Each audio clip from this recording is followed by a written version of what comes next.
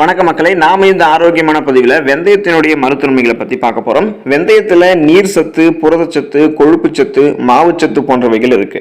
மேலும் சுண்ணாம்பு சத்து, மணிச்சத்து, இரும்பு சத்து, சோடியச்சத்து, பொட்டாசியம் போன்ற தாது பொருட்களும், தயாமின், ரிஃபோஃப்ளோவின், நிக்கோடினிக் அமிலம், விட்டமின் ஏ போன்றவையும் அடங்கியிருக்கு.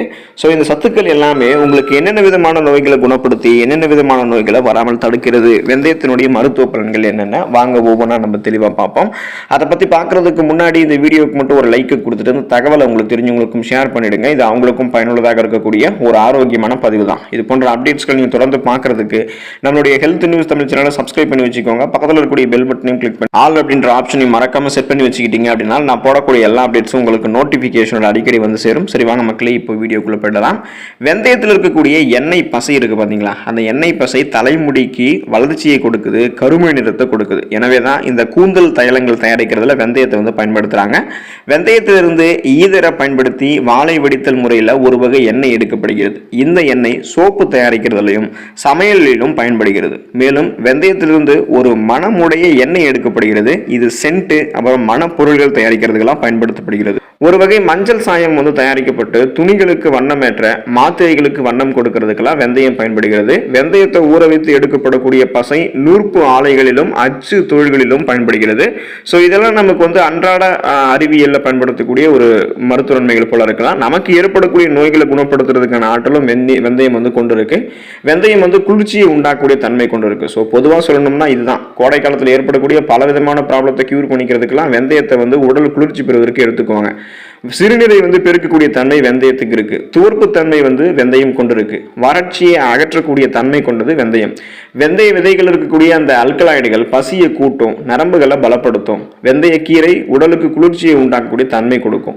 சித்த ஆயுர்வேத வைத்திய முறைகளில் வெந்தயம் வந்து சீதபேதி, மூல நோய் இது எல்லாத்தையுமே குணப்படுத்துறதுக்கு, முடி உதிர்தல், தோல் நோய், வாயு தொல்லையை போக்குறதுக்கும் பயன்படுத்தப்படுகிறது. எண்ணெயாக, கரைப்பாடாக, லேகியமாக, பொடியாக பயன்படுத்தப்படுகிறது. யுனானி மருத்துவ முறையில் வெந்தயம் சளி நீக்கிறதுக்கும் மூல நோய்களை தீர்க்கிறதுக்கும் பயன்படுத்தப்படுகிறது. வெந்தயத்தை நீங்க வறுத்து நீர் விட்டு காய வச்சு தேன் சேர்த்து சாப்பிடும்போது வயிற்று கடுப்பு தீரும். திடீரென ஏற்படக்கூடிய வயிற்று வலிக்கெல்லாம் வெந்தயத்தை நெய்யில வறுத்து பொடியாக்கி மோர்ல கலந்து குடிச்சா அந்த வயிற்று வலி வந்து நம்மளுக்கு தீர்ந்து.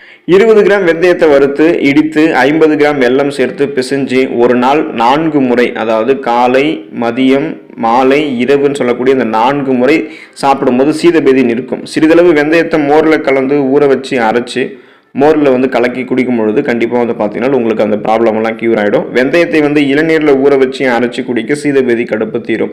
வெந்தயத்தை வாழைப்பழத்திற்குள்ளே வச்சு மூடிட்டு இரவு பனியில் வச்சுட்டு காலையில் 3 நாட்கள் சாப்பிடும் போது சீதபேதி குணமாகும். மோரில் வெந்தயத்தை ஊற வச்சு காலையில் வெறும் வயிற்றில் நம்ம சாப்பிட்டோம் அப்படின்னா வயிற்று பொறுமல் பிரச்சனைலாம் நமக்கு வீங்கும்.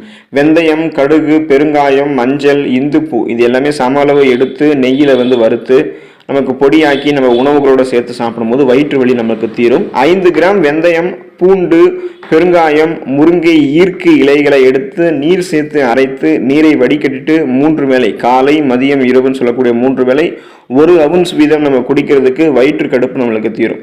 இரவுல வெந்தயத்தை தயிரில் ஊற வச்சுட்டு காலையில் அரைத்து சிறிதளவு தேன் சேர்த்து சாப்பிடும் போது வயிற்றுப்போக்கு தீரும்.